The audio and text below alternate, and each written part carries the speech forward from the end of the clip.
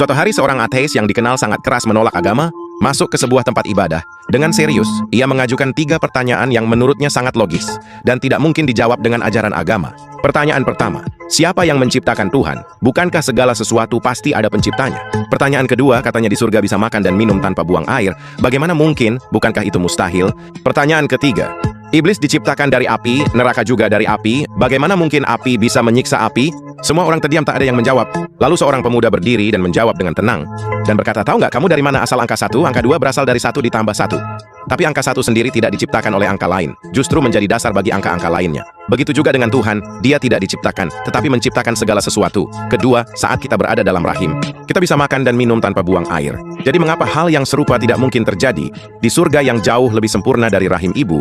Lalu ia menjawab pertanyaan ketiga, tanganku dan pipimu sama-sama terbuat dari tanah. Tapi jika aku menamparmu, tetap saja terasa sakit, bukan? Begitu juga dengan iblis dan neraka, meskipun sama-sama berasal dari api, bukan berarti api tidak bisa menyiksa api. Setelah mendengar penjelasan itu, si ateis hanya terdiam mematung.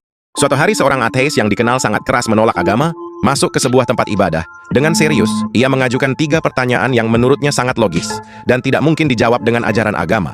Pertanyaan pertama, siapa yang menciptakan Tuhan? Bukankah segala sesuatu pasti ada penciptanya?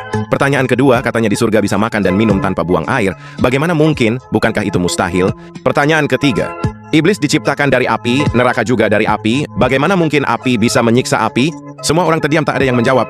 Lalu seorang pemuda berdiri dan menjawab dengan tenang dan berkata, tahu nggak kamu dari mana asal angka 1? Angka 2 berasal dari 1 ditambah 1.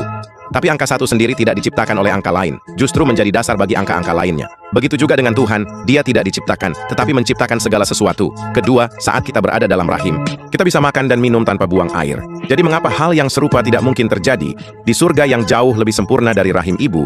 Lalu ia menjawab pertanyaan ketiga, tanganku dan pipimu sama-sama terbuat dari tanah. Tapi jika aku menamparmu, tetap saja terasa sakit, bukan? Begitu juga dengan iblis dan neraka, meskipun sama-sama berasal dari api, bukan berarti api tidak bisa menyiksa api. Setelah mendengar penjelasan itu, si ateis hanya terdiam mematung.